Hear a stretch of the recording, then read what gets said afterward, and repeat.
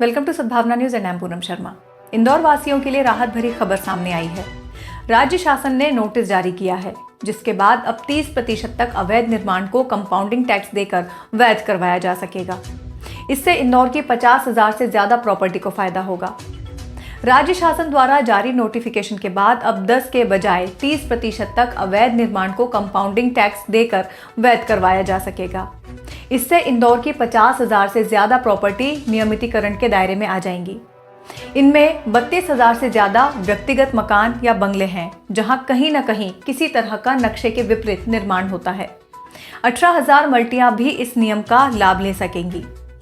30% तक का निर्माण ऐसे वैध होगा कि किसी प्लॉट पर बिल्डिंग परमिशन से अधिक निर्माण कर लिया, लेकिन वो उस प्लॉट पर मिलने वाले FAR की सीमा के अंदर है, तो बिल्डिंग परमिशन की 5 गुना राशि देकर 10% तक अधिक निर्माण को वैध कराया जा सकता है। इसके साथ ही निर्धारित FAR या MOS से अधिक निर्माण कर लिया है तो निर्धारित गाइडलाइन की 5% राशि चुकाकर 10% निर्माण वैध होता था, जो अब 30% तक हो सकेगा।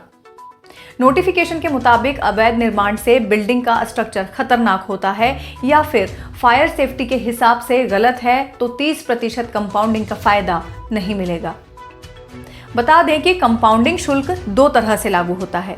पहला तो बिल्डिंग परमिशन फीस का 5 गुना वसूला जाता है, और दूसरा किए गए अधिक निर्माण के बराबर भूमि की कलेक्टर दर का 5% आवासीय के केस में और 6% गैर आवासीय के केस में। ध्यान रखने योग्य ये बातें हैं कि आग लगने पर बुझा ना सकें वो हिस्सा वैध नहीं होगा। आग लगने के बाद बुझाने के लिए पर्याप्त जगह नहीं तो भी उस हिस्से की कंपाउंडिंग नहीं होगी। बिल्डिंग पर्यटन महत्व की दृष्टि से संवेदनशील श्रेणी में है तो कंपाउंडिंग नहीं होगी। किसी नाले या जलधारा के बीच वो अवैध हिस्सा न आता हो, नदी किनारे से 30 मीटर या ऐसी और अतिरिक्त दूरी के अंदर बिल्डिंग नहीं आती है तो ही अवैध हिस्सा वैध हो सकेगा। क्रेडाई के प्रवक्ता अतुल झंवर ने कहा कि नए एक्ट से हजारों लोगों को राहत मिलेगी। अधिकारियों की जिम्मेदारी भी सुनिश्चित होगी। अफसर समय पर कार्रवाई नहीं करते या अवैध निर्माण को बढ़ावा देते हैं तो 3 साल तक की सजा का प्रावधान है। इससे सिस्टम में पारदर्शिता और जिम्मेदारी बढ़ेगी। Powered by Arthros Clinic, a dedicated center for arthroscopy and sports injuries.